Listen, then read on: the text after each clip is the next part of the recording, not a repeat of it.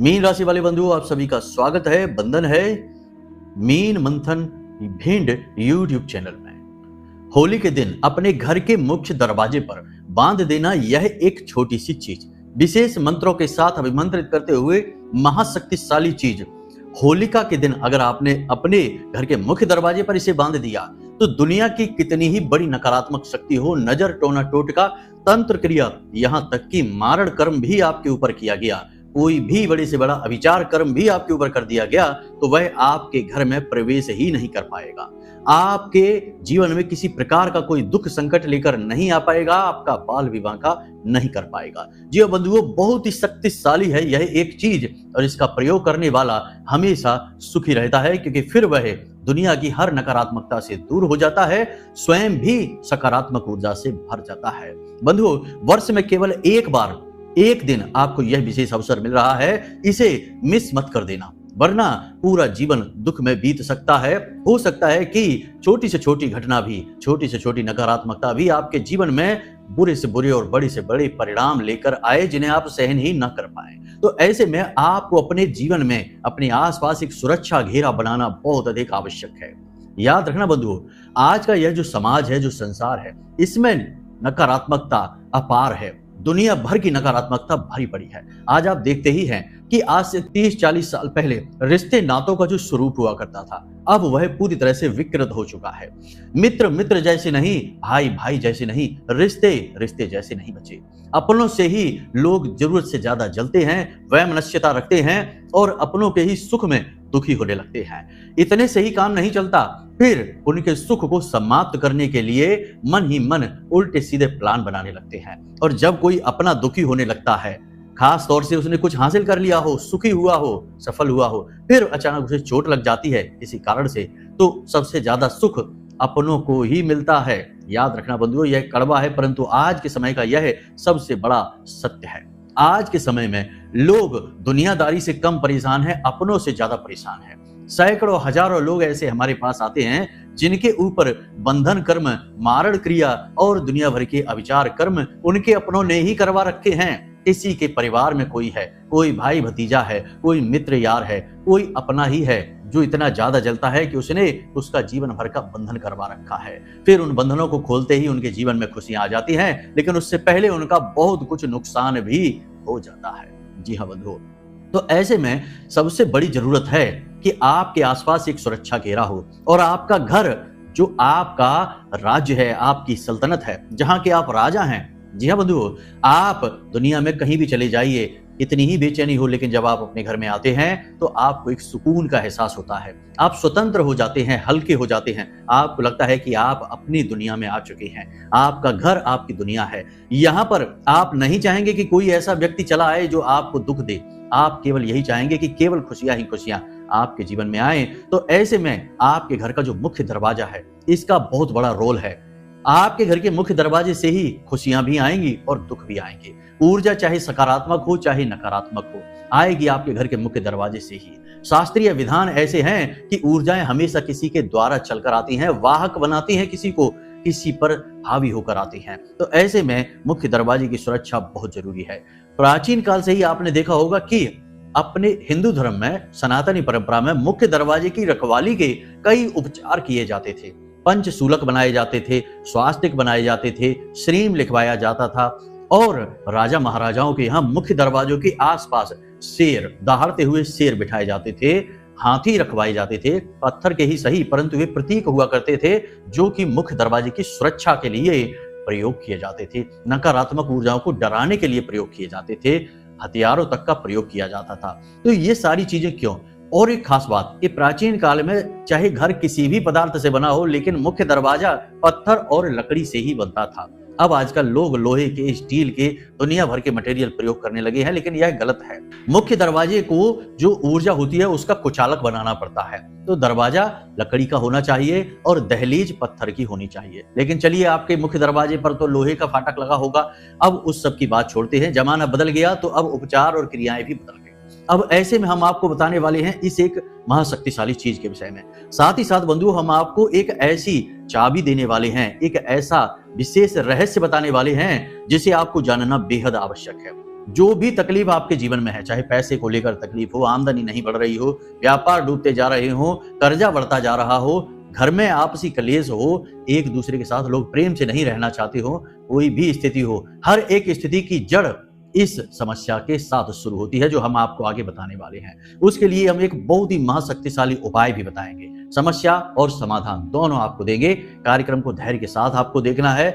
इस एक चीज के विषय में आपको बताएंगे, इसका विधि विधान नियम सब कुछ बताएंगे। पूरे धैर्य के साथ तसल्ली से ठंडे दिमाग से कार्यक्रम को देखना, जल्दबाजी नहीं करना है। यदि जल्दबाजी करना है, 2 मिनट वाला ज्ञान चाहिए जो चुटकियों में आए और चुटकियों में चला भी जाए, तो आप अभी कार्यक्रम छोड़कर चले जाइए, कहीं और जाइए। आपका उद्धार नहीं होगा, बस आपके साथ व्यापार जरूर होगा। लोग आपको दुरुपयोग कर करके आपका पैसा लूट लूट के आपको छोड़ते रहेंगे। आप जाइए, आप उसी के हकदार हैं, क्योंकि ईमानदारी से कोई आपके लिए कुछ करना चाहे तो आपको हड़बड़ी मचती है, आपके अंदर धीरज धैर्य की कमी है। तो खैर ठीक है, आप समझ लेना, जैसा भी आपका स्वभाव है, व्यवहार है, वैसा ही आपके साथ इस संसार का आचार व्यवहार होगा। तो चलिए बंधुओं, जो धीरवान हैं, जो ज्ञानवान हैं, जो सचमुच में बदलाव लाना चाहते हैं, जीवन में दुखों से मुक्त होना चाहते हैं, वे कार्यक्रम में आगे ठहरेंगे। चलिए कार्यक्रम को शुरू करते हैं। महामाई को याद करते हुए कमेंट बॉक्स में लिख डालिए पूरे भक्ति भाव के साथ, जय मां भद्रकाली, कृपा करो। महामाई निश्चित तौर पर आपके ऊपर कृपा करेंगी। माई बहुत दयालु है, हमें पूर्ण विश्वास है। अब 14 तारीख को होने वाले महाअनुष्ठान में यदि आप शामिल होना चाहते हैं, जो हमारे धाम पर होगा, हम स्वयं उसे करेंगे, तो आपको वीडियो में दिए गए नंबरों पर फोन करना है। एक छोटी सी दक्षिणा है।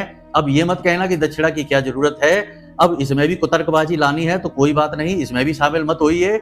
जिनको होना है उनके लिए एक छोटी सी दक्षिणा है। इस दक्षिणा से आपके नाम से नारियल, आपके नाम से चुनरी, माई के लिए श्रृंगार समर्पित किया जाएगा। हवन में जो सामग्री डलेगी उसमें भी आपका हिस्सा होगा।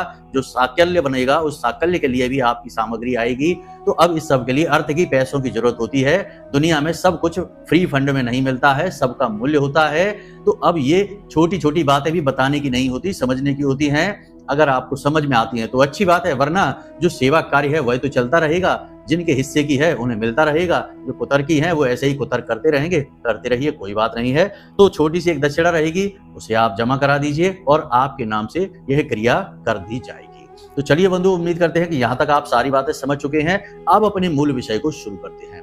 कब आप जीवन में तरक्की करेंगे, कब आपके जीवन में बाधाएं आएंगी, कब रोग आएंगे, कब दुर्घटना होगी, कब आपकी संतान होगी, कब आपका विवाह होगा, ये सारी बातें जानने का क्या तरीका है। अक्सर लोगों के मन में यह उत्सुकता रहती है, या फिर जीवन में इतनी उथल पुथल क्यों है, परेशानियां क्यों हैं, क्यों हर पल केवल और केवल टेंशन है, कोई भी काम कर लो उसमें कामयाबी नहीं मिलती है।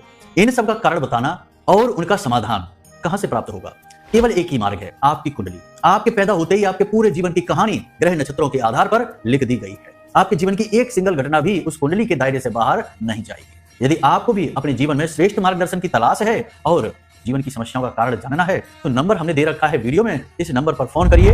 10 बजे से 4 बजे के बीच कभी भी फोन करके अपनी डिटेल बताइए। एक छोटी सी दक्षिणा के साथ अपनी कुंडली का श्रेष्ठतम आकलन करवा डालिए। बंधुओं, ध्यान से सुनिए।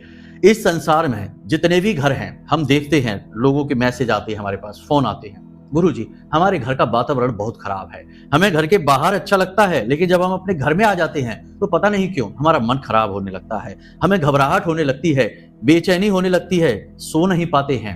घर के 2 लोग यदि बात करना शुरू करेंगे तो शुरुआत तो धीमी होगी, लेकिन अंत झगड़े के साथ ही होगा। पति पत्नी के बीच बन नहीं रही, भाई भाई के बीच झगड़ा हुआ जा रहा है, पिता पुत्र के बीच भी विवादित स्थिति है, प्रेम नहीं है। ऐसा सब कुछ क्यों है? क्योंकि घर में ही नकारात्मकता का वास हो चुका है, घोर नकारात्मकता घर में है। अब घर में किस प्रकार की नकारात्मकता होती है? प्रेतों की नकारात्मकता, नजर लगने की, टोना टोटका की नकारात्मकता, या तो बंधन करा दिया गया है या कोई प्रेत है, यानी कि आपके पितृ कमजोर हो चुके हैं, पितरों का पोषण नहीं हो रहा है, वे असहाय हैं, आपकी रक्षा नहीं कर पा रहे, और आपके घर का पहला रक्षा कवच आपके पितृ देव हैं। आपके पितृ शक्तिहीन हैं तो आपकी रक्षा नहीं हो रही है। अब कोई भी प्रेत आपके घर में आ रहा है और निवास कर चुका है और आपके जीवन को उसने नर्क बना रखा है। घर में बीमारियां हैं, कर्जा बढ़ता जा रहा है, पैसा आता तो है लेकिन रुक नहीं रहा है। घर के बच्चे भी असभ्य होते जा रहे हैं, मनमुखी होते जा रहे हैं, बड़ों की बात नहीं सुनते हैं, मन में जो आता है वह कर रहे हैं, पढ़ाई लिखाई से, शिक्षा से ध्यान हट चुका है। ये स्थितियां बहुत ज्यादा हैं। हम लगभग 70-80% लोगों की जो समस्याएं सुनते हैं उनमें हमें ये समस्याएं ही मुख्य तौर पर दिखाई देती हैं, और ये सारी समस्याएं जो हैं ये पितृ दोष का सूचक हैं, यानी कि भयंकर पितृ दोष लगा हुआ है। तो अब पितृ दोष का जो उत्पत्ति होती है वह एकदम से नहीं हो जाती, लंबे समय से पीढ़ी दर पीढ़ी यह पितृ दोष चला आ रहा है। अब यदि कार्यक्रम घंटों का होता, यह हमारा और आपका आमने सामने बैठकर चर्चा होती, तो हम आपको यह पूरी प्रक्रिया समझा देते कि पितृ कहाँ से शुरू होता है, ये दोष कहाँ से शुरू होता है और कैसे कैसे इसके लक्षण पीढ़ी दर पीढ़ी दिखाई देते हैं। लेकिन समय की सीमा है, इस वजह से हम ज्यादा विस्तार में नहीं जाएंगे। बस आप समझ लीजिए कि आपके जीवन में यदि इस प्रकार के संकट आ रहे हैं जो टाले नहीं टल रहे, एक समस्या का निदान करते हैं तो 4 नई समस्याएं खड़ी हो जाती हैं। जीवन समस्या का ही दूसरा नाम बन चुका है। तो जरूर पितृदोष से आप पीड़ित चल रहे हैं। ऐसे में यह जो होलिका अष्टक का समय चल रहा है, होलिका का समय आएगा, होलिका दहन का समय आएगा, यह आपके लिए रामबाण समय है। इस समय आप इसका उपचार कर सकते हैं। पितरों की ऊर्जाएं भी अति बली होती हैं। इस समय पर हर प्रकार की ऊर्जा बलवान होती है। तो आपके लिए यहाँ पर एक बहुत बड़ा सुनहरा अवसर है। अब आप ऐसे में क्या कर सकते हैं? आज जब आप इस कार्यक्रम को सुन रहे हैं, तभी से एक छोटा सा नियम बना लीजिए कि आपको एक लोटा जल लेना है। दिन में आप किसी भी समय ले सकते हैं। अगर दिन में 12 बजे के आसपास करते हैं तो अति उत्तम। वैसे आप कभी भी कर लें, कोई समस्या नहीं, बस रात में नहीं करना है। एक लोटा जल लेना है, उस जल में थोड़ा सा दूध मिला लेना है, थोड़ा सा गंगा जल मिला लेना है, थोड़े से काले तिल मिला लेने हैं और कोई भी एक पुष्प डाल दें। लाल रंग का कोई पुष्प अगर रख लेते हैं तो अति उत्तम है। अब उस लोटे को लेकर जाना है और पीपल की जड़ में उस लोटे को, उस जल को समर्पित कर देना है। उस पीपल के पेड़ का आपको एक प्रदक्षिणा करनी है, यानी कि परिक्रमा करनी है और हाथ जोड़कर खड़े हो जाना है और अपने पितृ देवताओं से क्षमा याचना करनी है। पितृ देवताओं से क्षमा याचना करनी है और उनसे कहना है कि हे भगवान, हे पितृदेव, हमसे जो भी कुछ जाने में अनजाने में भूल हुई उनके लिए हमें क्षमा करिए और आज से हम आपके लिए कार्य करना शुरू कर रहे हैं। आप हमारे द्वारा दिए गए भोजन को, पानी को, तर्पण को, पिंड को, जो भी क्रिया हम करेंगे उसे आप स्वीकार करें और हमें क्षमा करें और हमारी सुरक्षा करें। ऐसा आपको करना है। यह क्रिया आप कब तक करेंगे? जब से आपको आज यह कार्यक्रम देखा है तो आज से या कल से इस कार्यक्रम को, इस क्रिया को शुरू कर दें और लगातार 7 दिनों तक इस क्रिया को करते रहें। बंधुओं, ध्यान से समझते जाना, ये बहुत ही जरूरी उपाय हैं। इनके करने के बिना आप उद्धार नहीं पा सकते हैं। प्रयास कितने ही करते रहना, प्रयासों से कुछ नहीं होता। जब तक दैवीय कृपा ना हो, भगवान का हाथ ना हो आपके सिर पर, तब तक उद्धार नहीं होगा। वरना तो दुनिया भर के लोग सब कर ही रहे हैं, लेकिन सुख किसी को नहीं मिल पा रहा। तो ये कार्य आपको करना है। दूसरा कार्य आपको कि प्रतिदिन शाम के समय, जी हाँ, जब गोधूली काल होता है, यानी कि सूर्य अस्त हो रहे होते हैं, रात्रि और दिन का मिलन हो रहा होता है, उसे गोधूली कहते हैं। 6:30 बजे के आसपास का यह समय होता है। इस समय पर आपको अपने घर की दक्षिण दिशा में सरसों के तेल का एक दीपक जलाना है पितृ देवताओं के नाम से। इससे पितृ देवता ऊर्ध्वगामी होते हैं, बलिष्ठ होते हैं और उनकी ऊर्जा बढ़ती है। अब आप पितरों को इस तरह भोजन नहीं कराएंगे कि आपने थाली परोस के रख दी और सोचा कि थाली में तो भोजन ज्यों का त्यों है, पितरों ने तो खाया ही नहीं। पितृ भौतिक नहीं हैं, वे भोजन से ऊर्जा लेंगे। आपके द्वारा किए गए उपायों से, क्रियाओं से ऊर्जा लेंगे और उस ऊर्जा से बलवान होंगे। आपकी और हमारी तरह भोजन खाएंगे नहीं कि आपकी थाली खाली हो गई, भोजन समाप्त हो गया, ऐसे नहीं होता है। ये बातें दिमाग में लाना भी नहीं चाहिए। ये कुतर्क होते हैं और कुतर्कों के सहारे किसी विवाद को तो जीता जा सकता है, परंतु जीवन में जीत नहीं मिलती। जीवन में कुतर्कियों की ही सबसे बड़ी दुर्गति होती है और जो सद्बुद्धि के साथ चलते हैं वे सब में विश्वास रखते हैं और धीरे धीरे कामयाबी की सीढ़ियां चढ़ते हैं, क्योंकि सब मिलकर उनके साथ हो लेते हैं और उनकी कामयाबी में जोर लगाते हैं। वह कहावत आपने सुनी ही होगी कि जब कोई इंसान दिल से कुछ चाहे तो पूरा ब्रह्मांड उसे वह देने के लिए जोर लगाने लगता है। तो ये ब्रह्मांडीय शक्तियां हैं, इनके लिए कुतर्क काम नहीं करते। तो आप समझिए इन बातों की गहराइयों को, क्योंकि हम कमेंट पढ़ते हैं और कमेंट में ऐसे ऐसे कुतर्की और मूर्ख आ जाते हैं जो ऐसी ऐसी बातें बोलते हैं कि हमें सुनकर देखकर भी आश्चर्य होता है कि भला कोई इस कदर मूर्ख कैसे हो सकता है, ऐसा कुतर्की कैसे हो सकता है। एक बर्थडे पार्टी में हजारों रुपए उड़ा देंगे और मंदिर में दान करने की 5 रुपए 10 रुपए की बात बोलो तो उन्हें लगता है कि हमें लूटने की व्यवस्था है। मंदिर में क्यों दान करें, मंदिर में दान करने से क्या फायदा है। और बाहर जाकर आपने एक पार्टी कर ली जिसमें 2-4 हजार रुपए उड़ा दिए, या फिर शराबियों ने शराब पी ली और गुटखा खाने वालों ने गुटखा खा लिया, उसका हिसाब किताब नहीं है। लेकिन मंदिर में जाकर दान करने का कह दो, किसी गरीब की मदद करने को कह दो, दान दक्षिणा की बात कर दो, तो उन्हें लगता है कि हमें लूटा जा रहा है। अब ये कुतर्क नहीं तो और क्या है? आप खुद ही अपने विवेक से समझ लीजिए कि इसका उद्धार होगा कि इसका पतन होगा। ठीक है, तो यहां तक आपने समझ लिया, एक तिल के तेल का दीपक आपको अवश्य जलाना ही जलाना है। 7 दिन तक इस क्रिया को करना है। जो भी क्रिया करनी है 7 दिन की क्रियाएं बता रहे हैं हम, ध्यान से समझते जाइए। इसी के साथ साथ अपने पूजा घर में आपके पूजा घर में यदि आपके किसी पितृ की यानी कि जो संसार से जा चुके हैं उनकी कोई फोटो तस्वीर लगी है, उसे आप हटा दें। अपने घर की दक्षिणी दीवार पर इस तस्वीर को लगाना है, ठीक है। और आपके घर का जो बैठक होती है, जहां पर लोग आते जाते हैं या बहुत सारे लोगों की दृष्टि पड़ती है, उस जगह पर नहीं लगाना है, एकांत में लगाना है। कोई ऐसा कमरा हो जो एकांत में हो, जहां लोगों की आवाजाही ना के बराबर हो, उस कमरे में दक्षिणी दीवार पर पितरों की तस्वीर लगानी है। यहां तक आपने समझ ली। एक छोटी सी बात की, पितृ देवताओं के साथ यानी जो इस संसार से जा चुके हैं उनके साथ यदि कोई ऐसे व्यक्ति की तस्वीर है जो आज इस संसार में अभी है और ऐसी तस्वीर को आपने लगा रखा है और उस पर फूल माला चढ़ाते हैं, पितरों की तरह उसका पूजन करते हैं, तो भगवान के लिए रहम करिए उस इंसान पर जिसकी तस्वीर उसमें है और वो जिंदा है। उसकी व्यवस्था आप पूरी तरह से लगा दे रहे हैं, वह ज्यादा दिन चलेगा नहीं, चला जाएगा इस संसार से। तो ऐसी तस्वीर का प्रयोग ना करिए, बुद्धिमानी से काम करिए, ठीक है। तो यहां तक आपने समझ लिया। अब श्रीमद् भागवतम का कोई भी एक श्लोक उठा लीजिए, इंटरनेट पर सर्च कर लेना। अगर आपके घर में श्रीमद् भागवतम है तो उसमें से कोई भी एक श्लोक, सरल सा श्लोक उठा लेना और उस श्लोक का आपको पाठ करना है 7 दिन तक। पूजा करने जब आप बैठे तो पूजा प्रारंभ करने से पहले ओम गम गणपतये नमः यानी गणेश जी का आवाहन करने के बाद में हाथ जोड़कर सबसे पहले जिस भी देवी देवता की आप पूजा करना चाहते हैं उनसे निवेदन करिए कि हे प्रभु, हमारे पितृ जहां भी हों, जैसे भी हों, वे सुखी रहें, बलवान रहें और उनकी जो यात्रा है वह पूर्ण यात्रा हो, अधूरी ना हो, वे कहीं भी अटके ना, फंसे ना, इस यात्रा में रुके ना। ऐसे करके आप निवेदन करिए भगवान से। उसके बाद आप इस श्लोक का यानी कोई भी एक श्लोक श्रीमद् भागवतम का, अब जैसे कि हम बता दे तो सच्चिदानंद रूपाय विश्वोत्पत्त्यादि हेतवे तापत्रय विनाशाय श्री कृष्णाय वयम नमः, इस श्लोक का कर सकते हैं। यम प्रव्रजंतम अनुपेतम पेत कृत्यम द्विपायनो विरह कातर आजुहाव, इसका कर सकते हैं। फिर आप अपने हिसाब से देख लीजिए। एक श्लोक, श्रीमद् भागवतम को मुक्तदायिनी कहा जाता है, पंचम वेद कहा जाता है। और जब महर्षि वेदव्यास जो स्वयं नारायण के अवतार थे, उन्होंने सारे पुराणों की रचना कर ली, वेदों की रचना कर ली और उन्हें शांति नहीं प्राप्त हुई, तब नारद जी ने उन्हें श्रीमद् भागवतम की रचना करने के विषय में कहा।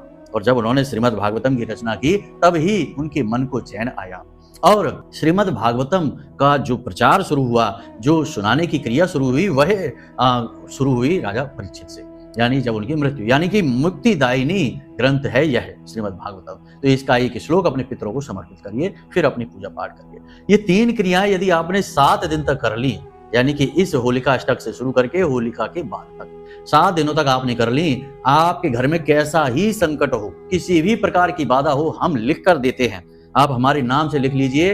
अमिताचार्य जी ने कहा है कोई भी संकट हो कट जाएगा, हम लिख कर देते हैं आपको। और अगर ना आपका कटे तो आप हमारे चैनल कार्यक्रम देखना बंद कर देना और कह देना कि आपका ज्ञान किसी काम का नहीं, खोखला ज्ञान है। इतनी बड़ी बात हम आपसे कहते हैं। आप पूरे भाव के साथ इस क्रिया को करना, इन क्रियाओं को करना सभी को, और देखिए फिर कि आपके पितृ कैसे आपकी ढाल बनकर खड़े हो जाएंगे, हर नकारात्मक ऊर्जा को काट डालेंगे, आपके घर से भगा देंगे। जी हाँ बंधुओं, तो इन क्रियाओं को आप करिए, ये बहुत जरूरी है इस समय और काल पर करना। अब बात करते हैं उस एक चीज के विषय में।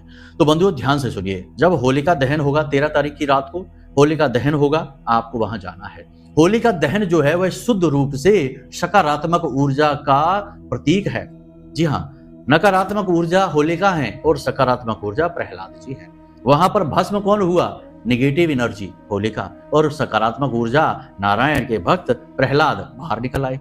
तो जो वहां से सकारात्मक ऊर्जा बाहर निकली है, यानी कि जो प्रहलाद है वे सांकेतिक है सकारात्मक ऊर्जा के ऊर्ध्वगामी होने का, यह चित्रण है।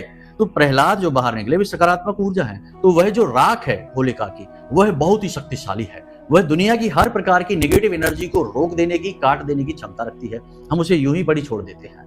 आपको वह राख लाल रंग के कपड़े में पोटली बनाकर लेकर आनी है। ध्यान से सुनना इस प्रयोग को। लाल रंग के कपड़े में, शुद्ध कपड़ा हो, साफ नया कपड़ा हो, उस कपड़े में पोटली बनाकर लेकर आनी है और उस राख को लाकर एक लोटा लेना, एक पात्र लेना। उसी दिन रात्रि के समय की ये क्रियाएं हैं, ध्यान से समझना। 13 तारीख की रात में ही होगी ये क्रियाएं। तो एक लोटा लेना है, पात्र लेना है, उस पात्र में थोड़ी सी वह राख मिला लेनी है, थोड़ी सी, थोड़ा सा गंगा जल मिला लेना है। और उसके बाद यानी जल अब हमने भरा, शुद्ध जल, फिर थोड़ा सा गंगा जल और थोड़ी सी वह राख मिला ली, चुटकी भर, ज्यादा नहीं, राख मिला ली, अच्छी तरह से मिक्स किया। उसे अपने घर के हर कोने में सिंचित करिए, घर की छत पर सिंचित करिए, घर के मुख्य दरवाजे पर भी सिंचित करिए। जी हाँ, सिंचित करते समय आपको एक बहुत ही विशेष मंत्र है, रुद्र गायत्री मंत्र बहुत ही शक्तिशाली मंत्र है। हर नकारात्मक ऊर्जा को काट देने की शक्ति रखने वाला मंत्र है। भोलेनाथ का मंत्र है। भोलेनाथ तो हैं ही देवों के देव महादेव, वे नहीं करेंगे तो कौन कर पाएगा। जब संसार संकट में पड़ गया, जब कालकूट हलाहल विष निकला समुद्र मंथन में, सारे देवता देव किन्नर वानर सब डर के मारे कांपने लगे, प्रकृति जलने लगी, तो उसे बचाने कौन आया? महादेव आए। यानी कि दुनिया की, इस ब्रह्मांड की, विश्व की सबसे बड़ी नकारात्मकता से संसार को बचाने के लिए महादेव आए। तो फिर ये जो आपके जीवन की नकारात्मकता है, इसे तो चुटकियों का काम है, महादेव को तो सूचना भी नहीं है। बस आपने उनका नाम ले दिया और यह कट जाएगी। तो इस क्रिया को करते समय, जब इस जल का सिंचन आप कर रहे हो, उस समय इस मंत्र का उच्चारण करते रहना। मंत्र आपके मोबाइल की स्क्रीन पर दिखाई दे रहा है, जरा इसे ध्यान से समझिए। ओम महादेवाय विघ्नहे रुद्रमूर्तये धीमहि तन्नः शिवः प्रचोदयात्। मंत्र एक बार फिर से ध्यान से सुनिए। ओम महादेवाय विघ्नहे रुद्रमूर्तये धीमहि तन्नः शिवः प्रचोदयात्। इस मंत्र का उच्चारण करते करते आपको यह जल सिंचित करना है। उसके बाद क्रिया पूर्ण नहीं हुई है, वह जो राख की पोटली आप लेकर आए हैं, उसी पोटली में आपको कपूर की 2 टिक्की, यानी भीमसेन कपूर लेकर आए, उसके 2 इतने बड़े बड़े टुकड़े बना ले और उस कपूर को उसमें डाल देना है। उसके बाद आपको लौंग का 1 जोड़ा डाल देना है और 4 काली मिर्च के दाने डाल देने हैं। यह बहुत ही शक्तिशाली तंत्र हो चुका है।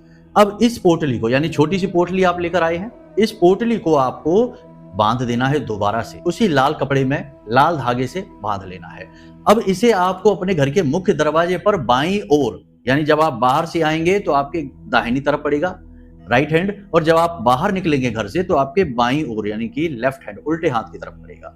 लेफ्ट हैंड में इसे आपको चुपचाप रात में ही बांध देना है। कोशिश करना है कि कोई आपको देखे ना, टोके ना और कोई कुछ आपसे पूछे ना। आप इसे चुपचाप बांध दें और ऐसा बांधे कि ज्यादा ये दिखाई ना दे किसी को, थोड़ा सा कोने में छुपा कर किसी तरह से ऐसे बांध दे। ये काम अपना करता रहेगा, कोई देखे या ना देखे इसको बस आपको बांध देना है, बंधा छोड़ देना है और उसके बाद भूल जाना है।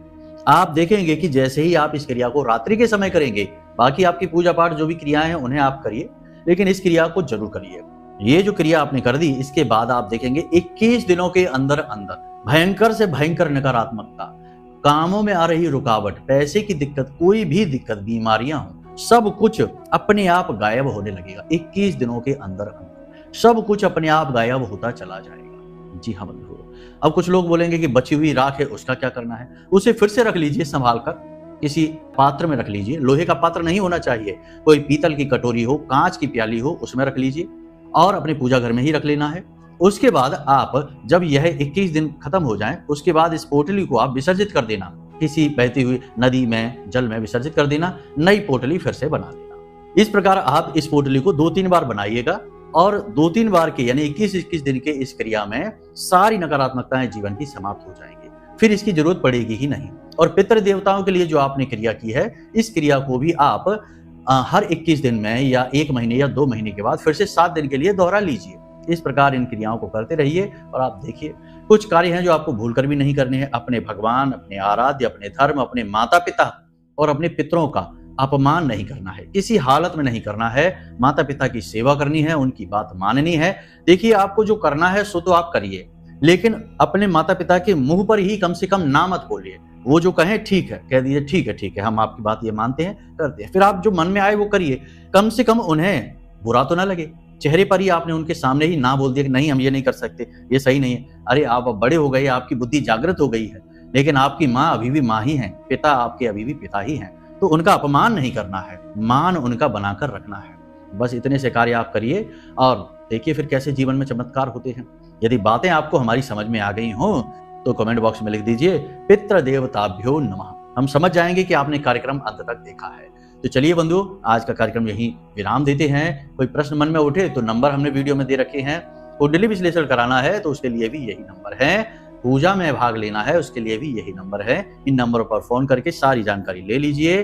चलिए बंधुओं, आज के कार्यक्रम को विराम देते हैं। हमेशा हंसते रहिए, मुस्कुराते रहिए, सकारात्मक रहिए, भगवान पर अपनी आस्था और विश्वास बनाकर रखिए।